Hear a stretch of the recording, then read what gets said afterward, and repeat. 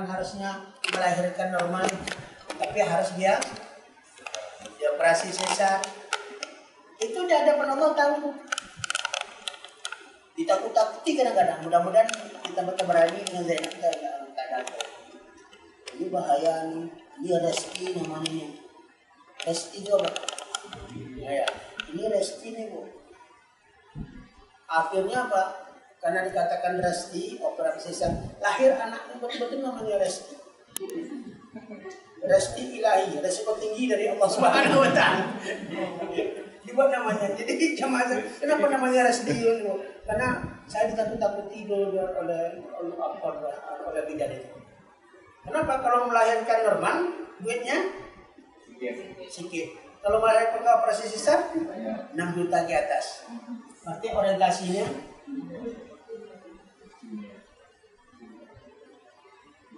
ini kami berkata kita ya mengabdi di rumah sakit ini dulu karena kalaulah orientasi untuk dunia kami tak akan bertahan sampai 10 tahun. Tanya ustadz yang dapat berada sini ya itu tidak ada yang 10 tahun. Kecuali dia dapat pekerjaan tempat lain ya. Tapi ada kadang-kadang nilainya itu nilai nominalnya.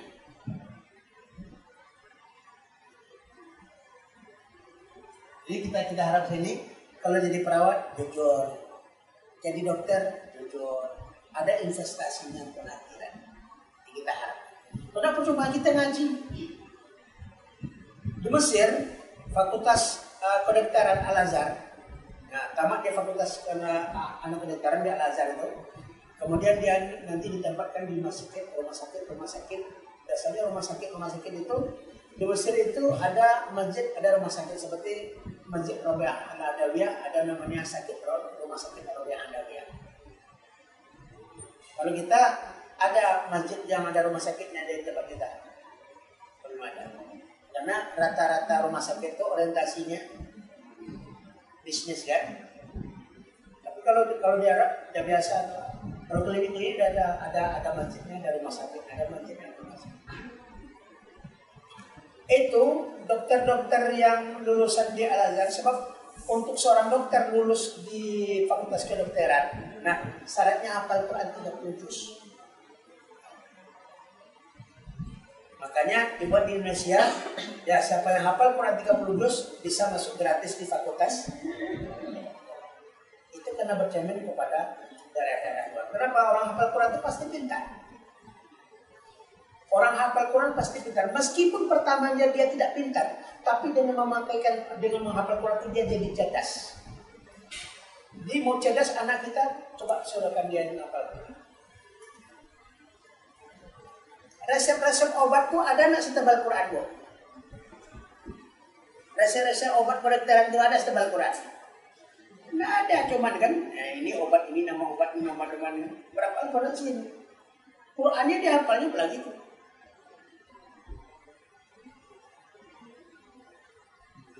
Jadi mereka apa? Nah, nanti kalau dia praktek di situ, dia akan gratiskan 1 orang 2 orang dalam seminggu. Berapa orang dokter itu kan? Syaratnya apa? Kado laporannya surat miskin apa sebagainya, ya laporkan, biar saya yang tahu. Dipotong gajinya di rumah sakit itu untuk melayani. Ada wakaf, artinya ilmu dunia berinvestasi untuk kita tidak seperti itu. Jangan dapat duit gaji beli jilbab, beli sepatu, beli baju. Lampu busuk, esoknya tak ada. Ada wa mimma razaqnahum yunfiqun. Caranya apa? Kita udah kembangkan sekarang apa? Berinfak subuh. Taruh celengan di atas almari apa semuanya. Nah, jauhkan dari jangkauan anak-anak. Iya, karena celengan habis dibuka anak-anak kan. 2000 subuh itu 2000 subuh. Subhanallah berkah. Besok mana ada pondok tahfiz Quran, kita serahkan situ infak subuh. 2.000 itu kan kadang leceh aja, parkir aja, 2.000 itu kencing aja, kadang-kadang 5.000 minta. Cita selalu sama buang air kecil 2.000, buang air besar 3.000, karena setiap buang air besar pasti buang air kecil. Makanya buang air besar jadi 5.000 ya. Ini tanya, saya cuma buang air besar kan, buang air kecil juga katanya kan. Oleh sebab itu kita harus mampu investasi. Cuman bagaimana? Apa syarat untuk investasi akhirat? Di sini dia syaratnya. Di sini syaratnya. Kita berkembang terus kita tengok. Apa yang dimiliki? Harus ada ilmunya, harus ada amalnya, harus ada iman, harus ada takwanya. Baru dia berbahagia.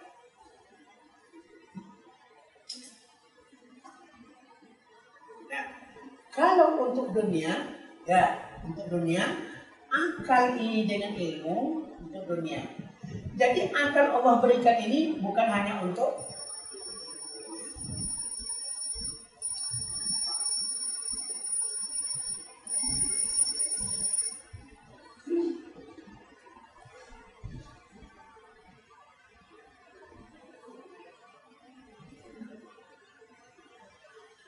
sekarang absennya di bawah jalan. Ya, absen pinjarnya sekarang udah ada di apa? Makanya bisa ngajar mana-mana. Kalau pinjar masih sini ya. Kalau dosen bisa jalan-jalan, kan dosen jalan-jalan ya. Baik. Paham nih sampai sini? Jadi, akankah ilmu dunia itu hanya menghasilkan yang laku, yang busuk, yang laku, yang busuk? Setelah kita mati tidak ada apa-apa, tinggal semua orang. Udah capek-capek bapak buat rumah jadi cantik, 3 tingkat, ya, kendaraannya mantap, Fortuna, apalagi Pajero Sport, siap rumah, siap beli kendaraan, mati. Maka ruhnya nanti penasaran nih. Kenapa? Karena kendaraan itu dipakai oleh suami berikut.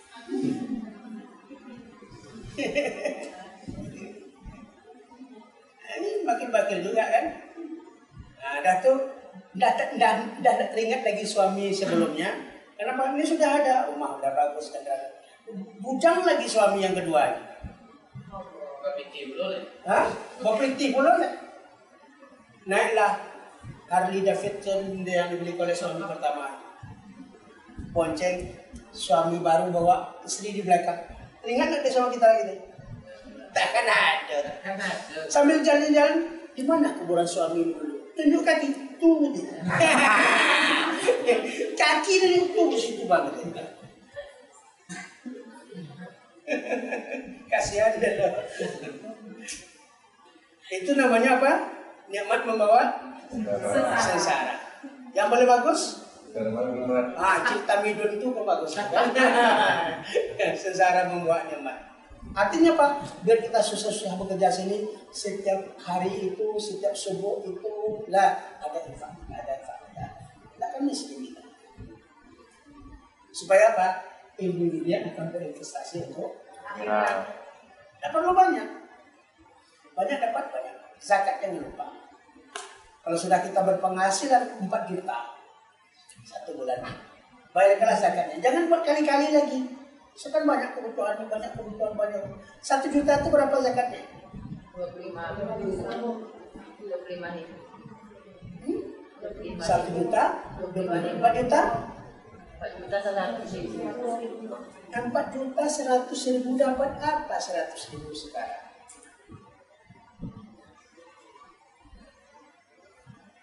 Sate aja berapa sebungkus? 14.000 itu sate yang apa tuh? Kalau yang sate yang berkelas sedikit 25.000. Di rumahnya berapa orang? 4 kali 5?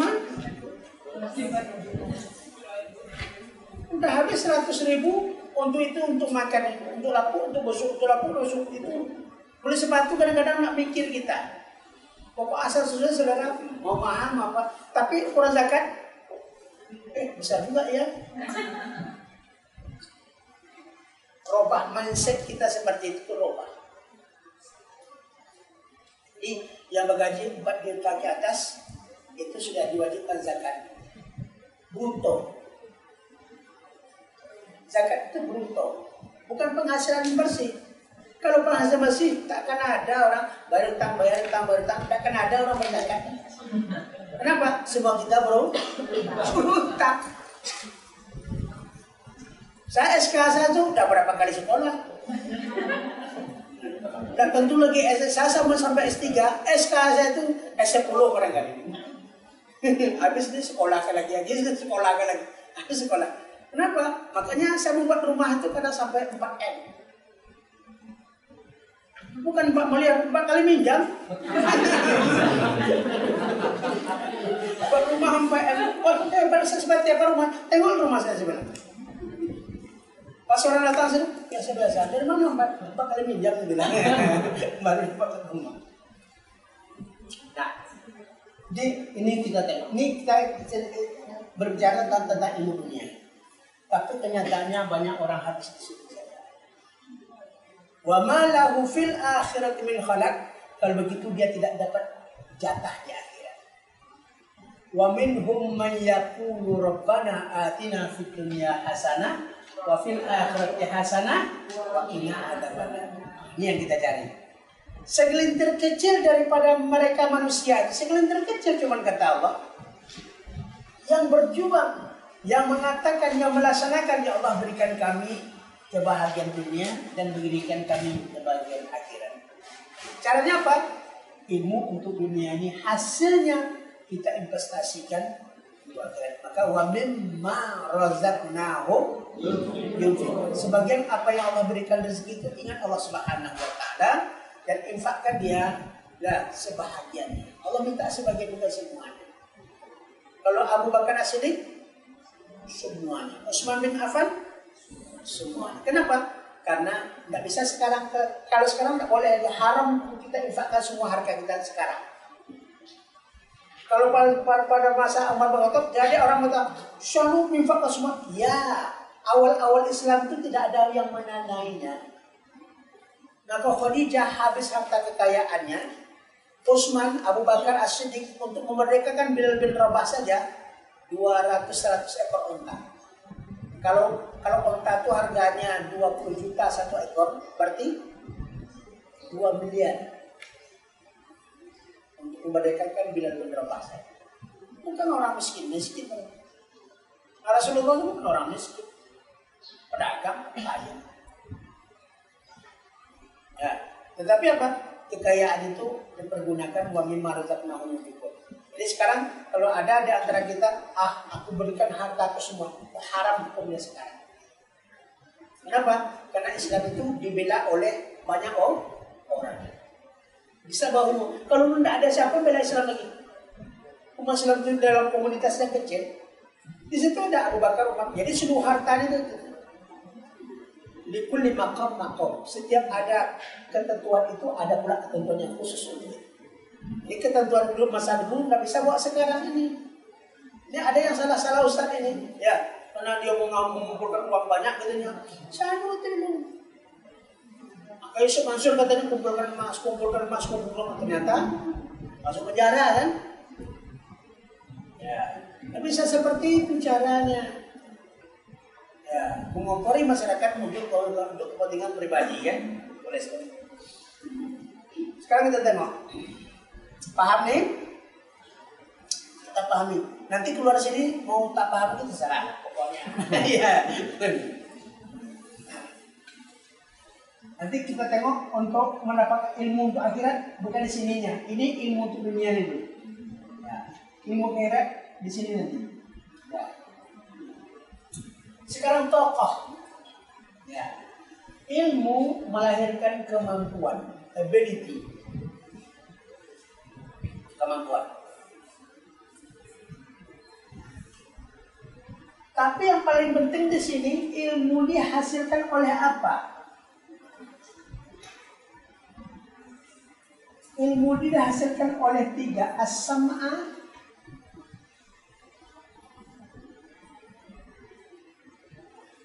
wal absar, apa ketiga? Wal af. Nah, yang tiga ini melahirkan ilmu. Nah, as-sam'a melahirkan ilmu teoritis. Al-absar melahirkan ilmu praktis, praktek. Al-afidah melahirkan ilmu analisis.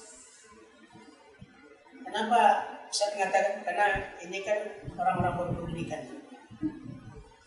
Jadi ilmu itu ada tiga. Ilmu teori, ilmu praktek, ilmu analisa. Praktek didengar,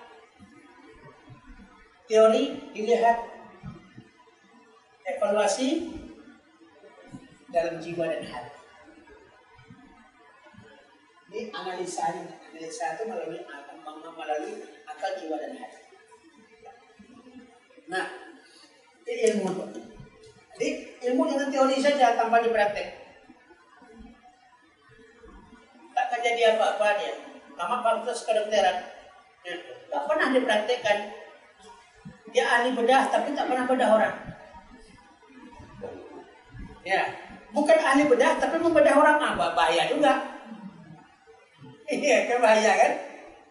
Al-ilmu bila amalin kasajarti bila samarin. Ilmu itu diamalkan bagaikan kayu tak berbuah. Sama kedokteran, tapi tak pernah praktek. Dari mana dia dapat hasil? Ya, kan sini kita perhatikan ilmu itu ada tiga, teori, praktek, dan analisa.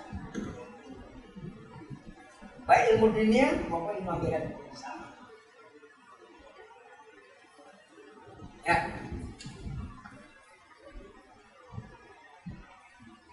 Nah,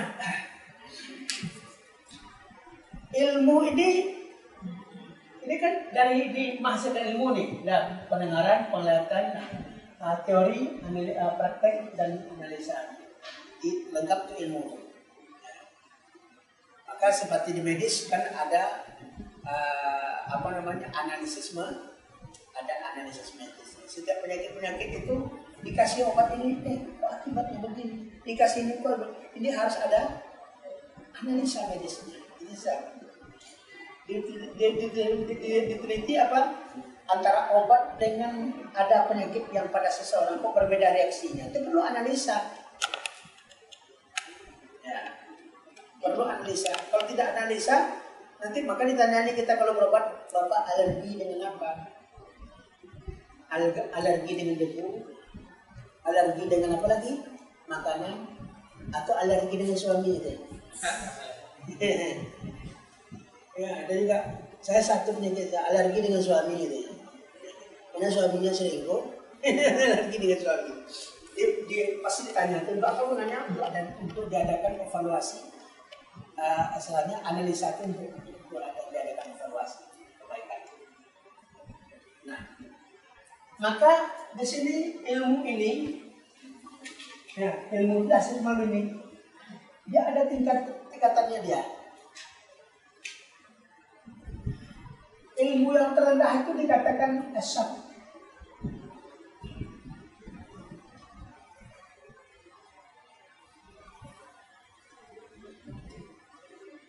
Syak. Berapa nilainya nih? Sebenarnya ini adalah paling tinggi 60. Ya, berkisar antara 50 sampai 60. Ini syak.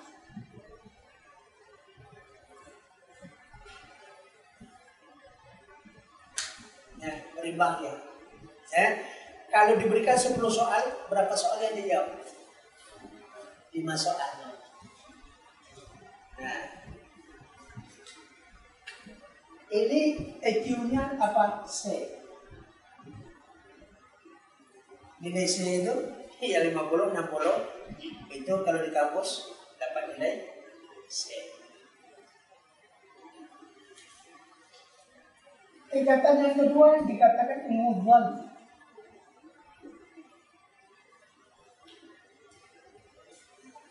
Ini 60 sampai 75. 80. Nilainya apa nih? D plus. Kalau 82, 83, 84, 85 di atas A ya. Sama nilai semua di perguruan tinggi dia. Karena itu universitas. Ilmu yang nomor 1 ini 1, 2, 3. Yang tertinggi ilmunya ilmu yakin. Kalau ini soal 10 dijawab 8. Nah, kalau yang ini soal 10 dijawab 5 kan? Atau sampai 5 atau 6. Kalau yang ini soal 10 dijawab 10 juga. Nilainya A.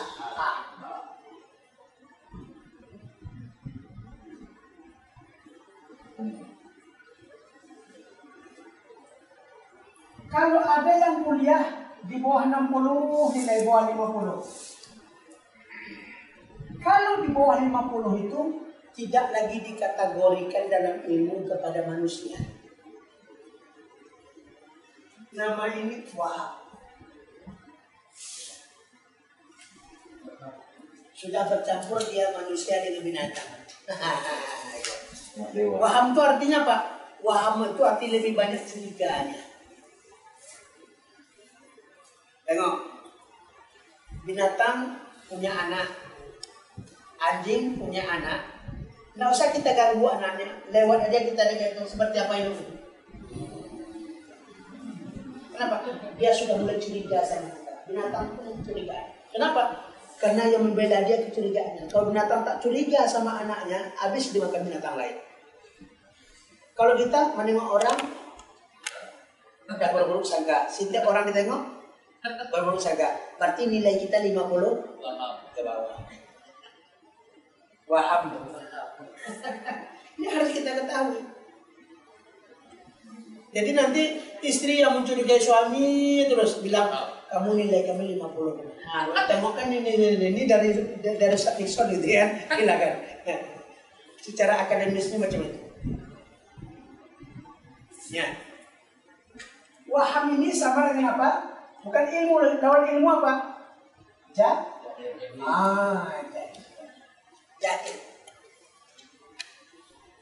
Orang yang jahil itu orang yang lebih banyak tak taunya daripada taunya.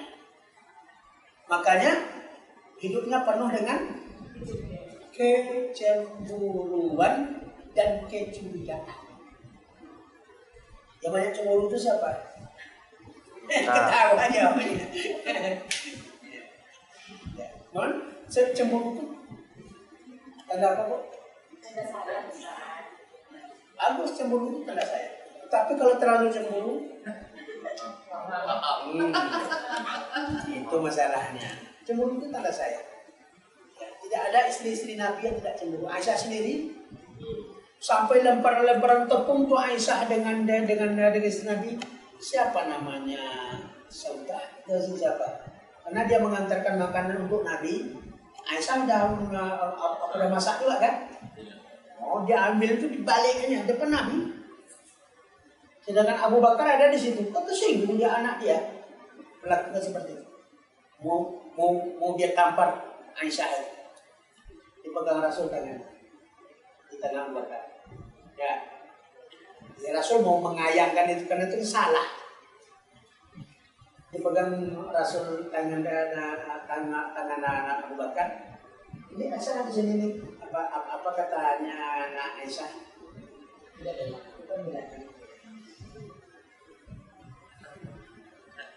Begitu Nabi membela istri. Coba tengok, akan membela kamu. Apalagi yang konsumsi bukan daripada.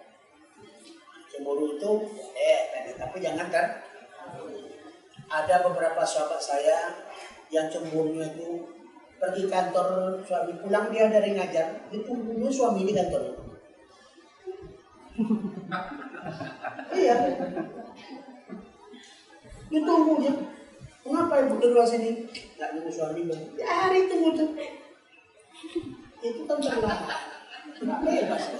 Mungkin yang ketawa-ketawa ada pengalaman juga. Pernah melihat? Ya pernah melihat. Pernah melihat. Masih ditunggu suami bekerja. Itu gara-garanya apa saja sepele aja. Kawannya sama sekolah. Iya. Kawannya sama sekolah, suaminya tuh selingkuh. Jadi dikompori-kompori lah, kamu harus ya waspada suami kamu, ini suami saya. Jadi udah disamakan suaminya dengan suami dia. Suaminya kan orangnya baik, tak pernah neko-neko, kita tahu ya kan. Kalau suami itu kan memang dari dulu gatalnya. Akhirnya berkorban lah orang yang baik ini. Pokoknya aku tak percaya lagi. Payah dia meyakinkan, ya. Aku bukan tipe manusia seperti itu. Pokoknya ada. Kalau perempuan namanya pokoknya tenang dari. Habis lah itu. Iya. Pokoknya, kalau pokoknya dia lawan. Lapor diri ya. Kenapa? Perempuan itu lebih sejak akalnya ketimbang laki-laki. Tapi perempuan itu perasaannya lebih hebat daripada laki-laki. Kenapa? Karena dia pendidik. Al-Um madrasatul ula. Ibu adalah madrasah pertama. Dia pendidik. Kalau kita tengok guru TK tidak ada laki-laki. Anak-anak. Kalau bapak-bapak anak-anak. Jadi tak bisa. Jadi kalau anak-anak jadi guru TK, ya pilih terima kalau mau kerajuan. Lalu bapak saya tegas dia kan. Jadi tak bisa bapak-bapak, tak pernah saya lihat bapak jadi guru TK. Anak-anak semua, ya kan lah jadi. Kembali kita kepada pokok. Sebentar lagi lebih kurang 5 menit lagi. Kan takkan marah kemudian kalau lebih dikit ngajinya kan. Dan potong pula gajinya. Ya, ini standar penilaian ini. Kita kelompok di mana kita ini? Ya, kelompoknya di mana? Hakul yakin. Makanya ada ilmu yakin, ada ainul yakin, ada hakul. Inilah dia ini. Ya. Ada ilmu yakin. Ini hakul yakin. Al-hakul yakin. Ini ainul al-ainul yakin. Ini al-ilmu. Ini tingkatan ilmu, tingkatan praktek ya, teori, praktek dan jadi ilmu saja, ilmu dan praktek, dan ilmu, praktek dan analisa. Jadi hakul yakin ya. Jadi baru pasti ilmu itu apabila dikaji teorinya, apabila dipraktekkan dan dianalisa kebenaran, baru dia ada hasil yang mantap. Tidak akan terjadi malpraktek. Sekarang kan banyak malpraktek kan? Kenapa? Karena nilainya kadang-kadang dibeli. Kalau kadang-kadang ada apa? Praktek dikit, tidak bisa praktek, bayar. Sekarang kita udah bayar segitu. Yang korban sama masyarakat. Ada kemarin tuh yang malpraktek juga. Ya. Pas anak lahir, ditengok di situ, dikira urat apanya? Apa namanya? Tali ke plasenta ya. Kira dipotongnya itu rupanya peler anak keluar buahnya itu keluar. Hidup dia, tapi biasanya orang kalau sebab pembuahan itu kan. Iya. Nah, kalau pembuahannya habis dia tidak akan beranak. Kalau beranak itu keajaiban. Bayangkan kalau salah praktek. Jadi tengok mana yang tali pusar, mana yang tali apa. Jangan nanti kalau upah pelernya terpotong, habislah. Kan bahaya praktek seperti itu. Jadi ilmu itu jangan setengah-setengah. Maka yang bagian ilmu kedokteran peperawatan itu IQ-nya yang 60 ke atas. Yang 60 bawahnya ada juga, cuma karena dibayar dia. Bisa masuk anak saya sendiri Pak, dia minat sekali jadi perawat itu. Tapi kan nilainya jongkok Pak. Ini supaya Nilainya Joko, otaknya miring kan. Diluruskan otak dengan duit. Bahaya ini. Akhlak tekor lagi. Paham nih kan? Paham. Ya, kita yang penting paham meskipun tak banyak itu kita paham. Ini adalah pembagian ilmu, baik untuk ilmu akhirat atau untuk ilmu dunia. Jadi ini sini kalau untuk ilmu akhiratnya dia seperti ini. Ini level 1 dan level 2 surganya. Nah, level 8 dan level 7 dengan 8 ini. Amalannya cuma nilai 60. Dapatlah dia level surganya, level 7 dan ke-8. Ya. Ke-6 dan ke-5. Ya, ke-6 lah ya. 6, 5, 4 itu di sini. Ya. Kemudian yang level terakhir sekali dia hampir yakin ini orang yang memiliki nilainya 80 ke atas. Ditimbang fa'amma man saqulat mawazinu fa huwa fi 'ishatin. Kalau begini dia, itu nilai tertinggi itu. Begini, ya itu yang nilai level 80. Kalau begini 50. Dan tidak ada tempat tuh antara surga dan neraka itu tidak ada. Nah, ada kala berat ke kiri atau ada kala nampaknya gravitasi yang mana berat. Makanya malaikat 50, iblis 50, kita begini. Nah, akal 50, nafsu 50. Maka hati nanti netral dia. Bagaimana supaya hati itu berat kepada yang baik? Nah, fa'amma man saqulat mawazinu. Tentu ilmu diamalkan begini dia. Kalau begitu Pak, ada yang masuk surga tanpa hisab, ada yang masuk surga yang dihisab, dan ada masuk neraka yang tanpa dihisab. Ini sudah jelas, tergantung menit jam. Jadi untuk mengembang ini kita akan bahas nanti di sini masalah-masalah kemampuan. Apa? Kemampuan di sini akan menunjukkan orang khalifah. Ini ja'ilun fil ardi khalifah. Aku jadikan di muka bumi itu khalifah. Kita ini khalifah semuanya. Jadi kalau disebutkan orang bagaimana melaksanakan ajaran khilafah. Kalau ada orang umat Islam yang benci dengan khilafah, jangan ngaku muslim dia. Kenapa? Khilafah itu menjalankan amanah Allah. Karena kita dituju laki-laki perempuan itu ini ja'ilun fil ardi khalifah. Siapa khalifahnya? Laki-laki dan perempuan. Adam alaihissalam menciptakan Hawa. Ada nggak orang yang benci dengan khilafah? Orang Islam ada yang benci dengan khilafah?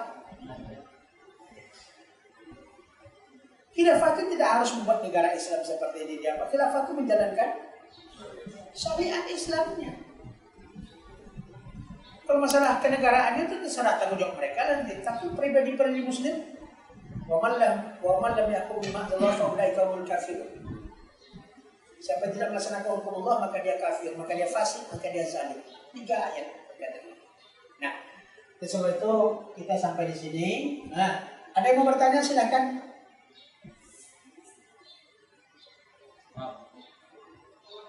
Oh, udah maaf semua. Alhamdulillah. Saya positif thinking saya. Aku yakin. Nggak mau saya berburu sangka. Sebab kalau saya berburu sangka nanti turun 60 ke mana? Kita berburu sangka. Tidak ada yang bertanya berarti tidak paham. Dua macamnya kalau tidak bertanya paham betul atau tak paham betul. Kalau sini paham betul nih. Kalau sini saya berbuat sangka paham betul. Belas subhanallah wa bihamdika sudah selesai. Langsung buka buku akhir malam ini. Assalamualaikum warahmatullahi wabarakatuh.